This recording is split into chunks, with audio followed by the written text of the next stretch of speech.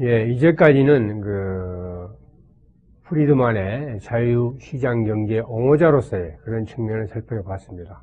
근데, 프리드만은 1976년에 통화이론과 소비이론으로 노벨 경제학상을 수상했죠. 그래서 이 시간에는 그의 통화이론, 소비이론, 그리고 경제학 방법론, 또한 그에 대한 비판을 아울러서 살펴보도록 그렇게 하겠습니다. 프리드만은 흔히 통화주의의 창시자로 불리는데요. 프리드만은 1929년 대공황을 계기로 거의 다 죽어가던 화폐 소량수를 부활시켜서 다시 교과서에 실리게 했습니다. 이 통화주의의 중요한 명제 중에 하나가 명목국민소득은 통화량에 의해서 결정된다라는 그런 명제인데요. 명목국민소득은 물가 수준에다가 실질 국민소득을 곱한 것이 되겠죠. 그래서 통화량이 증가하면 단기에는 산출도 증가하고 물가도 증가합니다. 즉 통화량 증가의 영향이 산출과 물가에 나눠서 미치는 거죠. 나뉘어서. 그러나 장기에는 산출에는 전혀 변화가 없고 물가만 올라간다. 이런 주장을 하게 되는 것이죠. 그래서 이 말은 곧 다시 표현하면은 단기에는 인플레이션율과 실업률 간에는 상반관계가 있다. 즉 인플레이션율이 올라가면 실업률이 떨어지고 인플레이션율이 떨어지면 실업률이 올라가는 이런 상반관계가 존재하는데 장기적으로는 그런 관계가 존재하지 않는다. 그렇기 때문에 장기에는 산출에는 영향이 없고 물가만 올라간다. 라는 그런 명제를 주장을 하게 되는 것입니다. 이로부터 자연스럽게 도출될 수 있는 함의가 인플레이션은 언제 어디서나 화폐적 현상이다라는 것이죠. 그래서 프리드만이 자주 그랬을 때 인플레이션은 워싱턴에서 온다라는 얘기를 합니다. 그 말은 미국은 중앙은행이 워싱턴에 있죠. 연방준비이사회가 워싱턴에 있기 때문에 거기에서 통화 공급을 늘리면 인플레이션이 온다라는 그런 얘기를 하는 것이죠. 그래서 프리드만은 화폐가 대단히 중요한 역할을 하는데 이걸 잘못 다루면 경제에 해악을 미치게 된다. 그래서 매우 조심스럽게 다루어야 된다라는 그런 얘기를 하는데요. 그래서 통화 신용 정책은 지금 경기가 어렵다고 해서 통화량을 풀거나 통화량을 늘리거나 경기가 너무 호황이기 때문에 통화 공급을 줄인다랄지 이렇게 해서는 안 된다는 거죠. 이런 정책을 우리가 재량적 통화 신용 정책이라고 하는데요. 이런 것을 이렇게 해서는 안 되고 엄격한 준칙에 입각해서 해야 된다. 즉 1년에 3%면 3%, 4%면 4% 이렇게 꾸준히 목표를 정해놓고 통화 공급을 늘리는 그런 준칙, 일반적으로 우리가 이것을 K% 룰이라고 부르는데 그러한 룰에 입각해서 통화 신용 정책을 해야 경제를 망가뜨리지 않고 굴러가게 할 수 있다라는 주장을 합니다.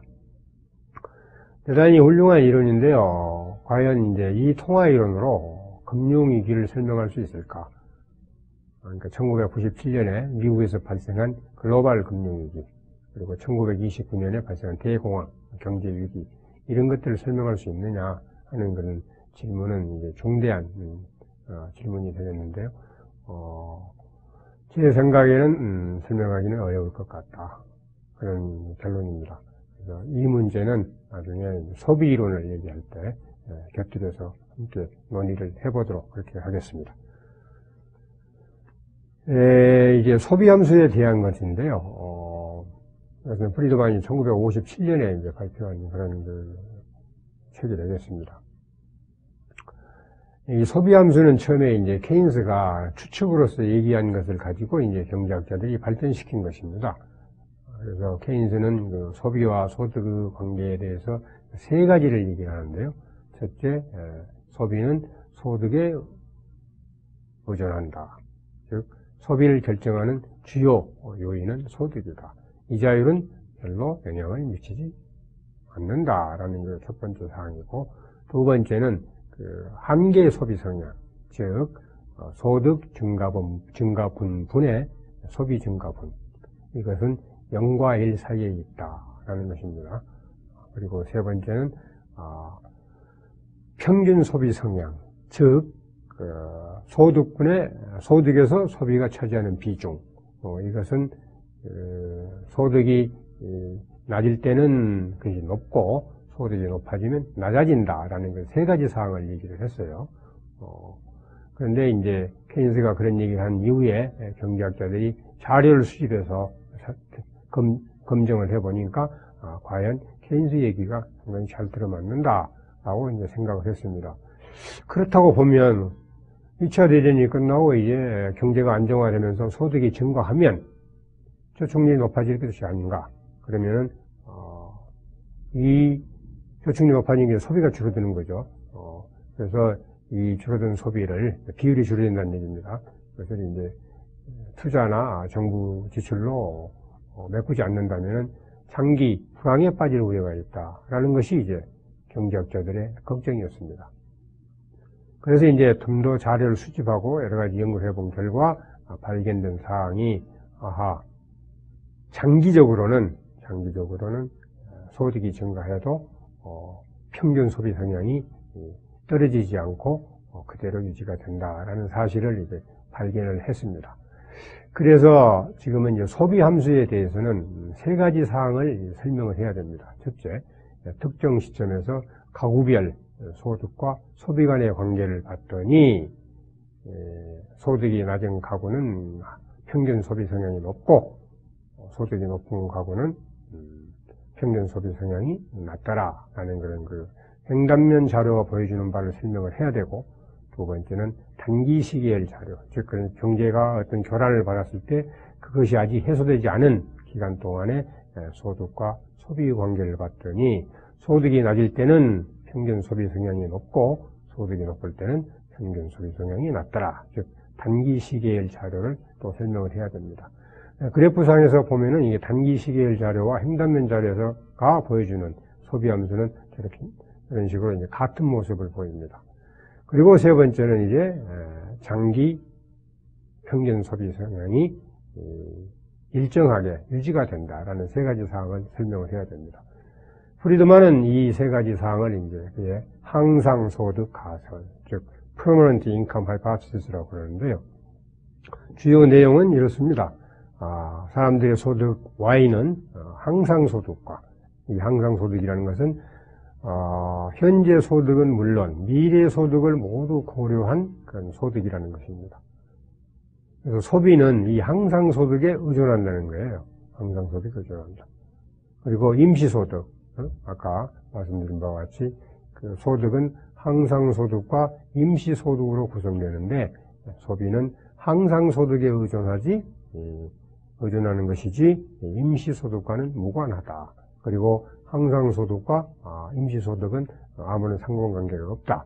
라는 이런 그 몇 가지 가정을 추가해서 세 가지 사항을 설명을 합니다.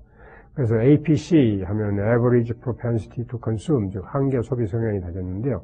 이것은 소득분의 소비. 근데 이것은 그 항상 소득 나누기 소득, 임시 소득과 합친 거죠. 이것에 이제 비례적으로 비례한다라는 이제 그런 식으로 이제 세 가지를 설명을 합니다. 횡단면 자료에서는 그 소득이 낮은 가구는 항상 소득은 그대로 유지가 되고 있는데 임시 소득이 줄어들어서 Y가 줄어들게 되는 거죠. Y가 줄어들면 Y분의 YP는 높아지겠죠. 그래서 소득이 낮은 가구의 APC가 높다라는 사항이 설명이 되고, 반대로 소득이 높은 가게는 임시 소득이 늘어나서 Y가 높아진다. 그러니까 APC가 줄어들겠죠.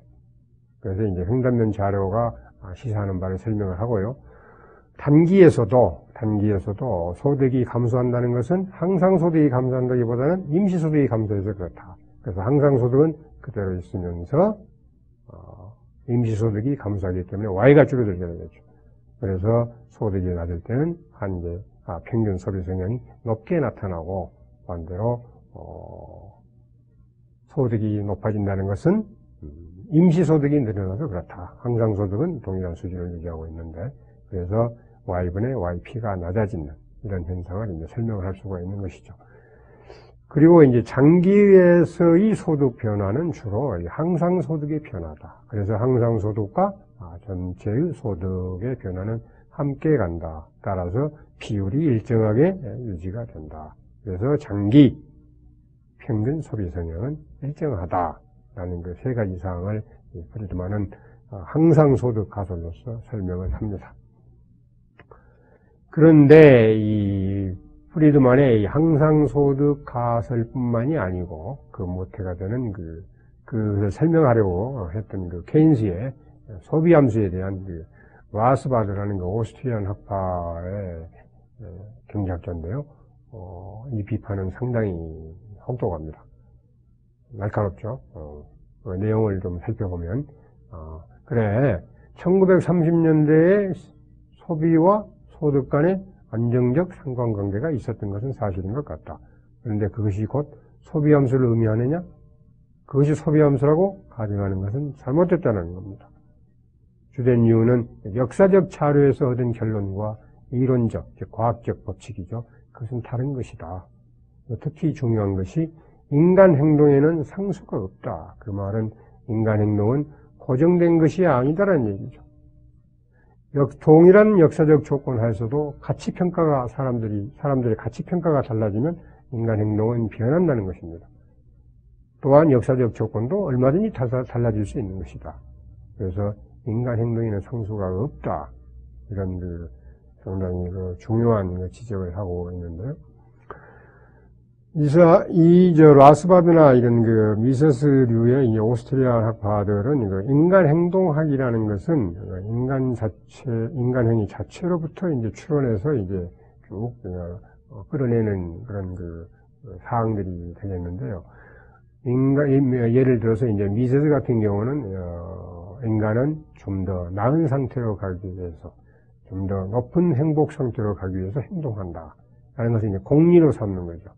그로부터 이제 사람들이 어떻게 행동하고, 그로부터 어떻게 사회 질서가 만들어지고 하는 것을 쭉 추론해내는 것이죠. 그래서 인간 행동학에서는, 경제학은 인간 행동학이죠. 인간 행동학에서는 수량적인, 경험적, 역사적 결론들은 별로 쓸모가 없다. 라고 이제 비판을 합니다.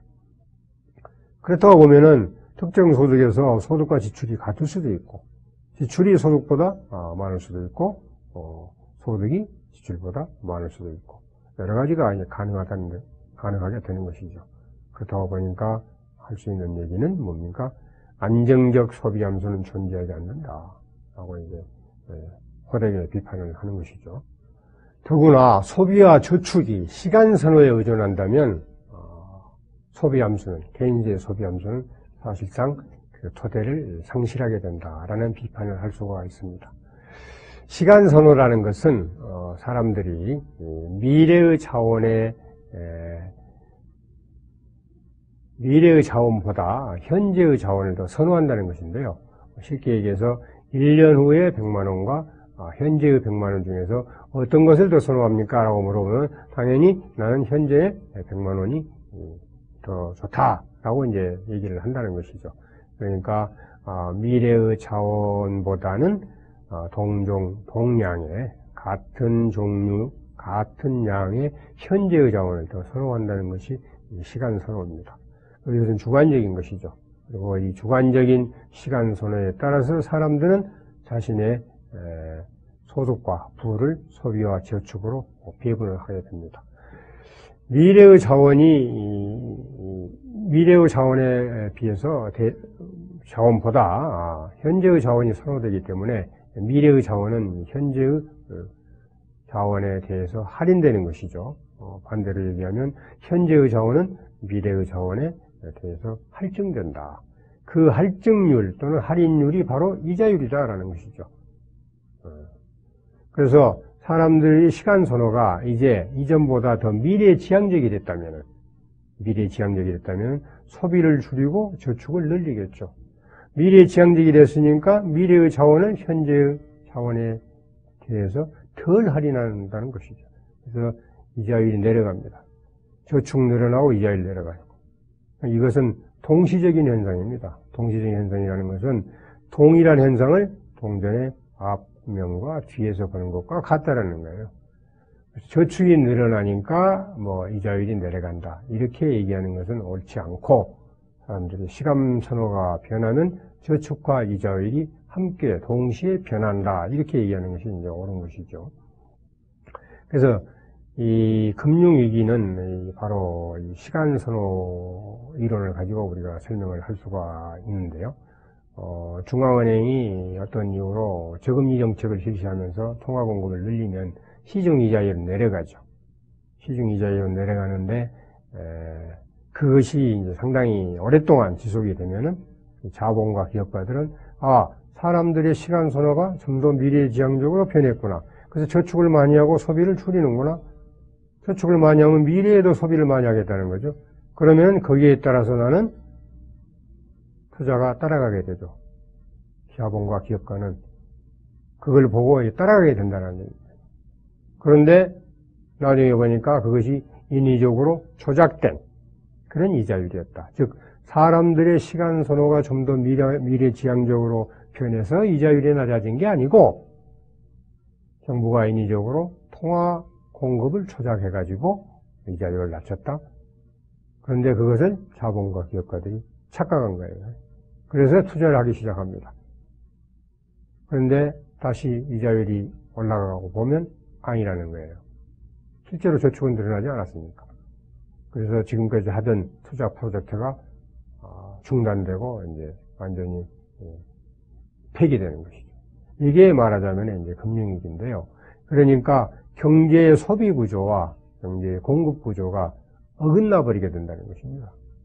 그래서 이 금융위기, 더 나아가서 경제위기가 발생한다는 것이 바로 이 오스트리안 학파의 경기 순환론입니다. 그러니까 이제 케인스의 이론이나 이런 것들은 그 신고전학파, 특히 케인스 이론은 금융위기를 사실은 설명할 수 없다고 보는 것이 맞다고 생각합니다. 마지막으로 이 프리드만의 방법론, 이것은 이 논문은 그 Essays in Positive Economics라는 그 프리드만의 책에 Methodology in Positive Economics라는 논문으로 실려 있는데요. 여기에서 이제 프리드만이 강조하는 것은 뭐냐면은 설명하려는 현상을 둘러싼 수많은 복잡한 요소들을 축약하여 예측을 잘하는 이론이 좋은 이론이다. 그러니까 예측을 잘하는 이론이 좋은 이론이라는 거예요. 그러니 가정이 현실적이냐 현실적이 아니냐라는 것은 중요하지 않다. 어떠한 가정에 근거하든지 그 이론이 예측을 잘할 수만 있다면 좋은 이론이다. 이렇게 이제 강조를 하죠. 상당히 독특한 강조를 하고 있는 것이죠. 그래서 프리드만의 이제 당구 선수 예를 드는데요. 당구 선수가 당구를 칠 때 그 선수가 물리학의 법칙을 이론적으로 100% 또는 아주 잘 이해하고 당구를 치는 건 아니다. 그러나 우리가 마치 그가 그런 것처럼 하고 당구를 친다고 가정하면은 우리가 그 당구 선수의 움직임을 잘 예측할 수 있지 않느냐라고 이제 사례를 들고, 또 지붕에서 쇠구슬이 떨어지면은 중력을 받아서 등가속도 운동을 하면서 떨어지겠죠. 물론 떨어지면 속도는 이제 등가속도 운동하니까 점점 높아지고, 그거 뭐 금방 이해가 되죠. 그런데 만약에 닭털 같은 것이 공중에서 떨어진다면 이건 뭐 화세월 걸릴 거다 이런 얘기죠. 그것보다 훨씬 시간이 더 걸리겠죠. 그렇다고 해서 우리가 그런 중력 이론이나 이런 것들이 이제 닭털이 떨어진 그 이제 뭐 저항이랄지 이런 것을 이제 뭐 비현실적이라 해가지고 잘못됐다 얘기하는 것은 뭐 문제가 있지 않느냐 이제 그런 얘기를 이제 하고 있는 것이죠.